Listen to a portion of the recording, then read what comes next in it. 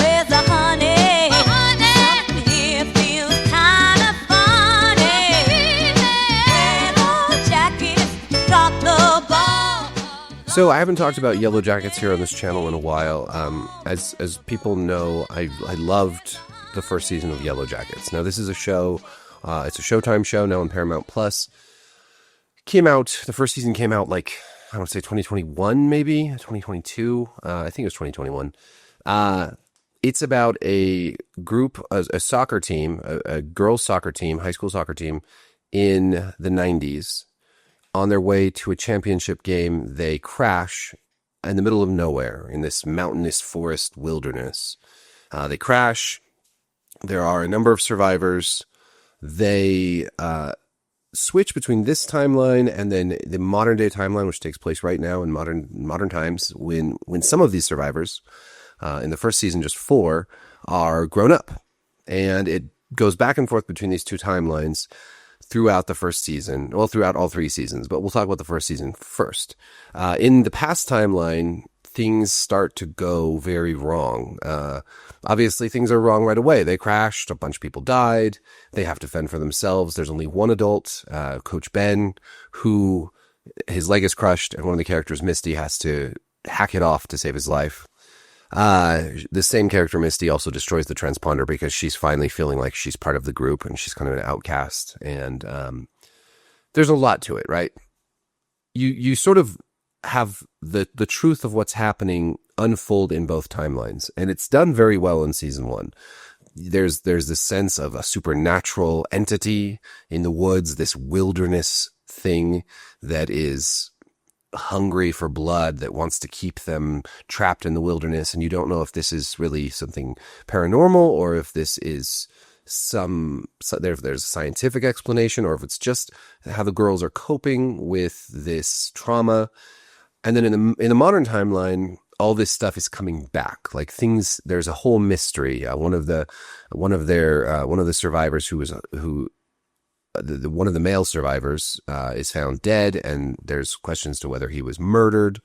Lots and lots of mystery. There's a blackmail plot, and then we learn more and more about these characters who have these dirty, dark secrets, and there's just so much going on in the first season. And it's very ominous, and it's very mysterious, and the characters are really great. For one thing, this is a female-driven show. Most of the characters are women, and these are complex, well-written, well-established characters. And I often pointed to the first season of this show as a great example of how to write strong women without making them tropey girl boss types, right?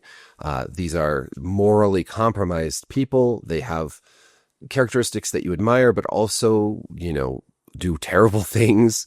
I think that kind of character development is much more interesting than just having, the tough boss girl trope, which we see in so much media these days.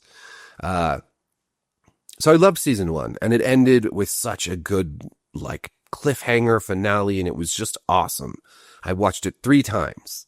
If I watch a show 3 times, it means I really love it. And there are very few shows. We're talking, Severance, Breaking Bad, Andor, and obviously lots more great shows that I haven't rewatched a bunch of times, because who has time to watch shows over and over again?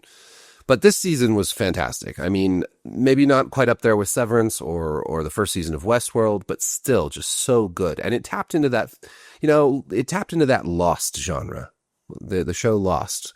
Lost was a great show. I don't think it ended terribly well, but I didn't hate the ending as much as a lot of people. But that same sort of mysterious, the mysterious island on Lost, with all the supernatural stuff going on, all that mystery and great characters, and you see them in different timelines. In Lost there was lots of flashbacks and flash forwards and all this crazy stuff. Another show that's like that is From. From doesn't do as much with timelines, at least not so far, but it has that trapped in a mysterious supernatural place, yada yada yada. But I think that Yellowjackets, the first season, was better than From first season. From has stayed consistent in both its good and bad qualities, whereas Yellowjackets now we see has gone downhill significantly. Season 2 was really, really bad, and it's such a shame. I'm still grieving how far this show fell between season 1 and season 2. I think part of it was that they needed to write Juliette Lewis off the show. She plays Natalie, Nat for short. And in both timelines, Nat, I thought, was effectively the hero of the show, the protagonist, or at least the foil to other characters like Shauna, who is clearly now by the end of season 3 the villain of the show. The main character, for sure, Shauna is the main character, but also bad, like really, really a bad person. Nat was a counterbalance to that. To some degree, Jackie was also, and Jackie, of course, was killed off at the end of season 1, but that was all planned. Whereas Nat, I think, was supposed to be around for the full duration of this show, however many seasons, 4 or 5, whatever they were planning to do. And I think that if I'm going to cut the writers slack, it's in that they had to write Nat off the show in the adult timeline, whereas she's still a very important character in the teen timeline. And this creates all kinds of imbalances. And I think they had to redo what they were thinking for season 2 around killing her off. But how they did that was such a clusterfuck of epic proportions. It's just not even funny. They basically, at the end of season 1, they bring back a character from the teen timeline, Lottie. Now, Lottie is effectively the originator of the wilderness cult back in the teen timeline. That's sort of a tongue twister, I guess. She's the one she's got mental illness. She's not on a medication anymore. And she starts to sort of tap into this mysteriousness when they do a seance, and she kind of has this whole vision. And then by the end of the season, she's basically started her own little mini cult religion type deal. And we find out at the end of the adult timeline, when Nat is kidnapped, that Lottie has kidnapped her, or her cult has kidnapped her. And it's set up to be this crazy, scary thing. And then in season 2, we meet Lottie, adult Lottie, and she's basically just running this like wellness retreat. And it's really lame. It's not scary. It's not intimidating, daunting, mysterious. It's none of those things. And so many things in season 2 undermined all the great mystery of season 1. Lottie's not this big, bad, mysterious villain character. She's just like kind of this boring, basic, middle-aged woman. No more frightening than any of the other survivors. We learned about Travis's mysterious death. Well, that wasn't actually, that was an accident. He and Lottie were trying to tap into this wilderness stuff, and it went wrong, and he died. So this great mystery of Travis's death, that's gone. Lottie, the whole cliffhanger on Lottie, that's pretty much gone. There's a whole like goofy investigation plot into the guy Adam that Shauna kills in season 1, and that takes up a ton of time. Meanwhile, the tone of the adult timeline changes completely to become this sort of almost comical, goofy like story. Like so much. I mean, I like Jeff as a character, but like the comic relief goes beyond comic relief into sort of everything feeling goofy. Walter is introduced, played by Elijah Wood, and he and Misty have kind of a fun dynamic, but and Elijah Wood and Christina Ricci together are great, but it's so tonally different. And Misty, who in the adult timeline in season 1 was this kind of scary, stalkery, like who knows what she's going to do lady, becomes almost just comical in season 2. And they kill off Nat in a stupid way with this hunt that they do at the wellness retreat that felt really forced and rushed. And just all through season 2, everything tonally, aesthetically, everything changed. The teen timeline was still stronger than the adult timeline because it felt like they still know where they were going with that.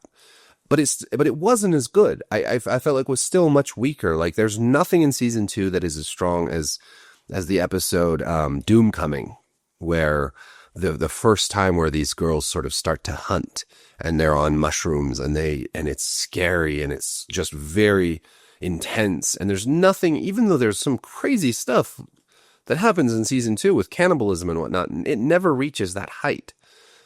Or the height of when we first meet the pit girl and she's being hunted in the very first episode, hunted through the woods with, you hear these other girls like howling and barking, and just the sense of this like wild, awful thing happening. Very Lord of the Flies, right? And, you first see the Antler Queen and all this stuff. In the first season, they set all this up to be really, really, really, really, really scary.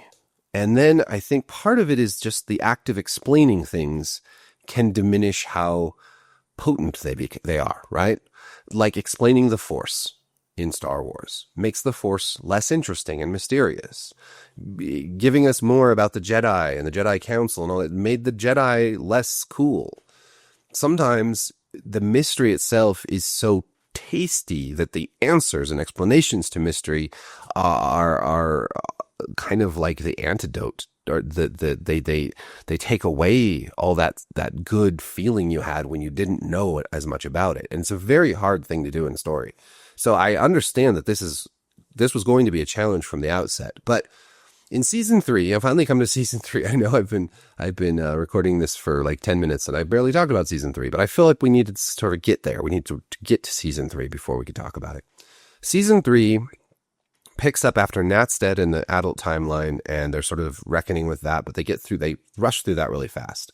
And in season 2, they also introduced a new adult survivor, Van, and Ty, who in the first season, we learn all about this like other Ty. She's like got a multi-personality disorder, and this other Ty is this crazy, like climbs trees and eats dirt and like scares the shit out of her own kid. In season 2, and she's in season 1, Ty's, I'm going back to season 1. I'm sorry. I have to cover all this before I can get to season 3. But in season 1, Ty's running for state senator, and she's trying to manage this. She's got a wife and a kid, and all of her shit falls apart by the end because this other Ty, who we don't know that much about, she's doing all this stuff, like she cuts off their dog's head and puts it on an altar, and her wife finds this shit. It's crazy. It's really crazy. It's good stuff. It's really good TV. But then they throw all of that away in season 2, so Ty can go and meet back up with her old fling from the teen survivor timeline, Van. And she pretty much just leaves her wife, leaves her kid, leaves the whole Senate thing all behind.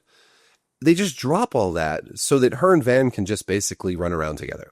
And they do that throughout season 1, or I'm sorry, throughout season 2 and season 3 for the most part. And we sort of lose track of all the stuff in Ty's adult timeline that made her really interesting and made her story interesting. And we also, that we have this mysterious figure, the man with no eyes, who they keep showing us throughout each season. And I really thought in season 3 they were going to dig into that more. They go to this really creepy old abandoned ice cream parlor, and he's part of this commercial that her and Van see on an old VHS tape. And there's all this cool stuff in that episode in season 3 where there's even like a phone number you can call and listen to this crazy voice message. And I thought, okay, cool. They're actually going to pursue like this man with no eyes storyline. We're going to learn more about that. But they dropped that too. So we don't really get anything there. And the Ty and Van timeline in season 3 ends with Van getting killed. And here's what happens in season 3. They kill off both Lottie and Van, both of the other adult survivors they introduced in season 2.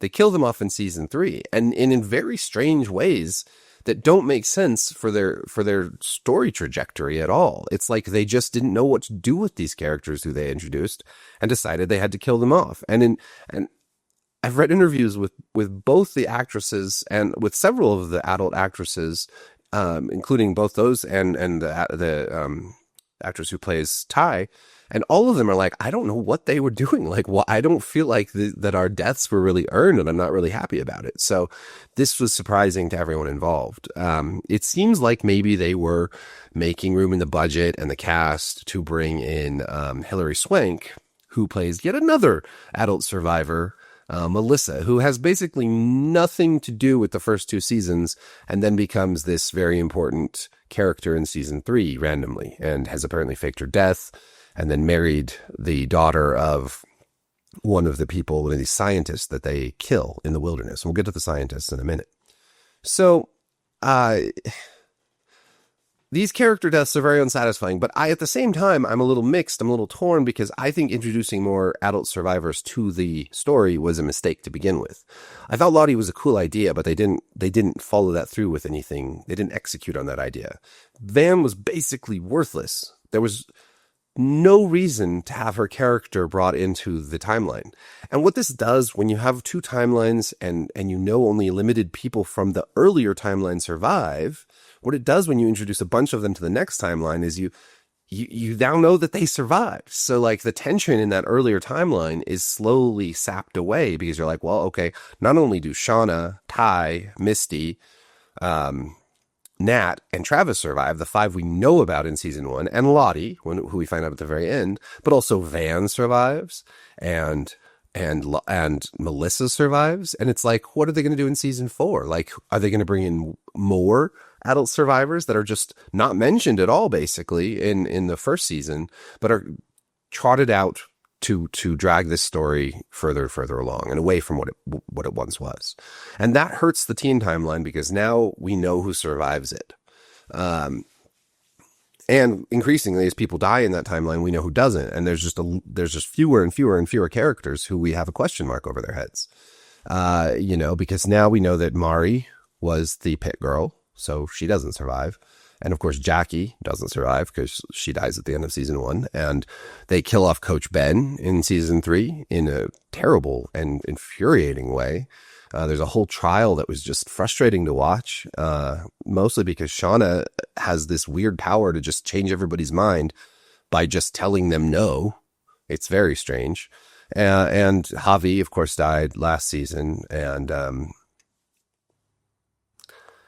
killing off characters is an important part of how shows like this operate, but you have to be careful and judicious on how it's done. And I just feel like in both timelines, this hasn't been handled well, especially in the adult timeline. Anyways, season 3 is better, in my opinion, than season 2. We lose the goofy cop plot that's just thrown away completely, and probably for the best. But even though it's better, it still feels aimless. Like a lot of season 3 in the adult timeline is like Shauna being paranoid that someone's trying to kill her, and introducing stuff that feels like it was made up just to come up with new stories to keep the show afloat. There's the scientist plot. So the scientists show up, they're researching frogs, these rare frogs, and they show up and Lottie kills one of them, and then they chase them through the woods and they capture the other 2. Well, one's a guide. Cody is a guide, and Hannah is the other scientist. And so we learned that all these sounds that they've been hearing are actually frogs, and they're still toying with this. Is it paranormal? Is it scientific based? Is it just in their heads? Whatever. And it's kind of frustrating at this point. But they get these scientists and then introduce that they had a kid, that this Hannah chick had a kid, and maybe this kid is the one now fully grown, is the person that's been trying to get Shauna and all this stuff. But then we learn that Melissa has married this kid, and Melissa ends up killing Van and acts like it's a psycho killing. It's not even self-defense. Van lets her go, and then she's like, I wish I could be bad. And then Melissa like stabs her, and she's like, that's, I like to be bad, or whatever she says. I'm paraphrasing, but which is weird because then Shauna finds the note that she left her, and it basically says everything Melissa said it was going to say. It's just so jumbled. It's hard to even discuss without jumping or falling all over myself. But basically what this season does is in both timelines, it establishes Shauna as the villain. In the teen timeline, she just goes totally batshit evil. She's, Nat was supposed to be the leader, but Shauna slowly exerts her power and kind of wrests control from her. They have like this out with the scientist and the guide. They can take them away, but Lottie's like, I'm not going. And then Ty says she's not going. And then Shauna says she's not going. And that's like 3 against 10? But just because Shauna says no, nobody leaves. It's very, very strange. All of this culminates to the big hunt, right? Where we learn that Mari's the pit girl, where we learn that Shauna becomes the antler queen. This is some of the biggest questions anybody's had since the very beginning. Who are the pit girl? Who is the antler queen? And they use a lot of the shots from that first episode. And I actually put both episodes up and watched them side by side. And you can see where they've taken just shots from the first episode and spliced them into this one. But what struck me about these scenes, watching them side by side, is just how much more effective the original scene was, with this girl in white running through the woods, the dark trees with the strange symbols, the howling in the background, and then the pit that she falls in and gets spiked in which we learned Travis made that pit to try to catch Lottie. But in the season 3 finale, interspersed with this hunt is all this girl drama. You know, these girls arguing or confronting one another or fighting with each other while they're hunting Mari. And what was this super ominous, horrific scene becomes dragged down by melodrama and all this conflict that they've, you know, that I understand why they have it there. They're showing these different teams, basically, these two opposing factions within the survivors. But it just isn't as effective. It's not as scary. And in watching it side by side, you really feel that.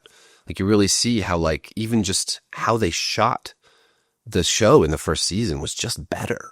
Just the cinematography, just the way it was dressed up. Anyways, Shauna then tells them to bring her, you know, to prepare the body to be eaten and to bring her Mari's hair. And that's how she gets all the tufts of hair on her Antler Queen outfit. And then she discovers that the person she thought was Nat was actually this scientist lady, Hannah, just disguised as Nat. And Nat has taken the scientist's radio and the little antenna from the transponder that Misty broke, and she's gone off on her own to try to radio help. And that's a cool twist. I gotta say, I like that twist. That's neat. I'm glad that Nat wasn't part of this horrific hunt. She's always been the one that's been the most horrified by all of this and the most willing to push back against all of this, although she has participated, obviously, in the cannibalism and stuff. But she goes off, and we see her climbing the mountain, trying to get to the high point of this snowy mountain and radio for help. And she's like screaming into the radio. Can somebody hear me? Is anybody listening? And then we hear the voice on the other end, a man's voice saying, I can hear you. This is a great scene, except for one thing. It's Aerosmith playing over this scene, Living on the Edge. Aerosmith playing over this big dramatic moment. And I just hate it. I hate it. Now, this might just be me. It's nothing against Aerosmith, but these needle drops since season 2 have been very distracting. I get it. Sometimes you want to have that 90s song playing just to, you know, hit that nostalgia and have a great needle drop, blah, blah, blah. But they've just overdone it. And this scene should have either been the orchestral music playing, or it should have been silent, honestly. I think this scene could have really worked with just no music, with just Nat in this big open wilderness up on this mountain screaming into it, and then that voice. And then, hey, in the credits, if you want to bring Aerosmith in, okay, I get it. But playing over this scene is a creative choice that just drove me crazy. And I might personally be crazy for letting it bother me this much, but I didn't like it. Lottie's death ended up being Callie, Shauna and Jeff's daughter. It was kind of a silly, goofy situation where she'd taken this tape that Melissa had sent Shauna, and Callie was trying to get it back, and they have this weird conversation where Lottie's like, "You're the child of the wilderness. You were always the blah, blah, blah, blah." And Callie pushes her because she's kind of pissed at how she's talking to her and accidentally kills her. And that's Lottie's death. Lottie survives the wilderness. She actually walks over the sticks of the pit that Travis puts down like Jesus walking on water. But she gets pushed down a staircase by a teenage girl, and that's it for Lottie. I don't know about you, but that's a pretty lame death if you ask me. Jeff and Callie end up leaving Shauna, which is great. Shauna has this weird revelation after that, and after everything, after learning what Callie did, after she sort of embraces her old wilderness self, and she starts journaling again, and she talks about how she's amazed at how much they forgot about what went on out there. And this is such bullshit from just purely narrative standpoint. Shauna had all those journals that Jeff stole and blackmailed them with, right? She clearly had journaled all about everything that happened out there. Those were the dirty secrets they were trying to hide. And now we're supposed to think that Shauna just had forgotten about all this stuff. But what's even weirder is that if this is how Shauna really was in the teen timeline, it's weird that Ty and Misty and Nat were all so chill with her, but also scared about Lottie. Because Lottie clearly Lottie is crazy, But Shauna was the instigator of most of the bad shit. And that's kind of where Ty and Misty are at the end of season 3. But it's like, why are you just now talking about this? Why is this just like, if this was how Shauna was, how have you all just sort of forgotten? Like, I don't buy it. I don't buy that this is where all the characters are at in the adult timeline after this kind of shit went down in the teen timeline, where Shauna is a truly vicious, murderous, horrible person. So the pieces just aren't, even as they try to sort of wrap it all like that, the finale was called Full Circle, and it comes full circle to the first episode with the hunt. But even as they try to tie all this stuff together, it's just, there are so many things that don't fit. And I'm missing tons of it because there was 10 episodes, and I'm talking about 3 seasons in one video, and I've already gone 25 minutes. I'm missing a lot of this season in this wrap up here, but I think that so much of this is because they had to kill off Nat in the adult timeline and change their story around. And I think they made poor choices when they did that. And frankly, I think they should have just recast her. And I don't like recastings. Like, they bug the hell out of me. But when you have a character that is clearly so important to the story, I mean, we still have Nat versus Shauna, basically, is where this has developed in the teen timeline. But without it also developing in the adult timeline just isn't balanced. There's nothing. What is the balance now? It's going to be Ty and Misty versus Shauna with like Melissa as the wild card. I don't know how that works, and I don't know how that's satisfying. What's weird to me is that fans of this show, and I get it. I get fans are fans. I'm a fan of this show, right? For me, it's so disappointing the way it's gone, and I can't help but notice all these problems. But fans of the show just want to ignore everything, even though it could have been so much better. And of course, a lot of like Yellowjackets fans are very, very passionate people, and they don't like me very much because I keep writing these reviews that point out all of the flaws. And their response has to been, call me names and call me a bitch and say that I'm homophobic or something, because apparently the show is now a queer show, and if you don't like it, you're homophobic. Just because there's like 2 queer couples in the show, somehow that makes it a queer show. I don't know. But anyways, aside from my disagreements with the fan base, I think that a lot of fans have just fallen off this show. It's clearly not, there's not as much hype, there's not as much excitement. And when we get to these monumental events like the hunt, finally seeing what happened and who these characters are, there's just not even that much buzz about it. And, for a show called Yellowjackets, you'd expect a lot more buzz, right? Oh, that's a dad joke. Anyways, I won't keep talking. I'm sure, like I said, I missed a bunch about this season in this video, but overall, I do think season 3 was better than season 2, but it still feels like they're just spinning their wheels, driving in circles, and in the adult timeline, they don't know what to do, and they've tried to establish Shauna as the villain, but they don't have anyone to balance that out against. Ty and Misty don't count. Making Misty the new Nat is just weird. She's also a crazy killer. I mean, she's a murderer, and she has a weird, fucked up sense of morality. But now they've tried to establish her as like the new Nat, and it doesn't work. I like that Shauna has become the villain. I think that's a good move, but where do they go with that in the adult timeline now without Nat? It doesn't work. And I do think also that in the teen timeline, they needed to make her transformation into this villainous character much, much, much stronger. And they needed to establish more of that in season 2, because it's kind of, I know she lost her baby, but like, it's kind of jarring. It's a little bit of whiplash in terms of character development. Just how she goes from the Shauna of season 1, both adult and teen, to this Shauna. And I know she always had a crazy side, but and she she cheated with Jeff behind Jackie's back. That she was never a morally sound person, but they've really taken a leap to get her to where she is now. And I just think they needed to get us there in a more satisfying way, and they just didn't do the work necessary to really get us to where we are at the end of season 3. And it just doesn't feel right. Even though you could say logically a lot of these things do make sense, from a story perspective, it doesn't feel right. It feels like we've taken a few shortcuts to get here. So will there be a season 4? I haven't heard if it's been renewed, actually, so I don't know. I think this could have been actually a good series finale because, you know, we know they're getting rescued. We see how it was done. All this stuff is kind of wrapped up. The adult timeline, honestly, could have wrapped up at the end of season 1 because it's gone nowhere. And it's gone in directions that haven't been good. And I read the pitch Bible recently, actually. You know, the pitch Bible is something, you know, you pitch to a studio, the general ideas for your story, for your show.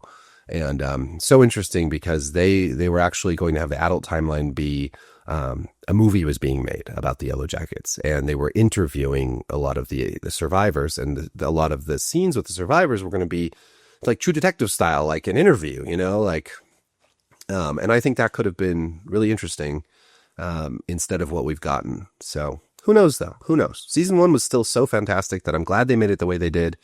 And I think it's worth watching, even if season 2 and season 3 and whatever other seasons that come next are not good. So that's my take. Thank you for watching. Like, subscribe, hit the notification bell, and please leave comments letting me know what you think of Yellowjackets season 1, 2, and 3 down below. Peace.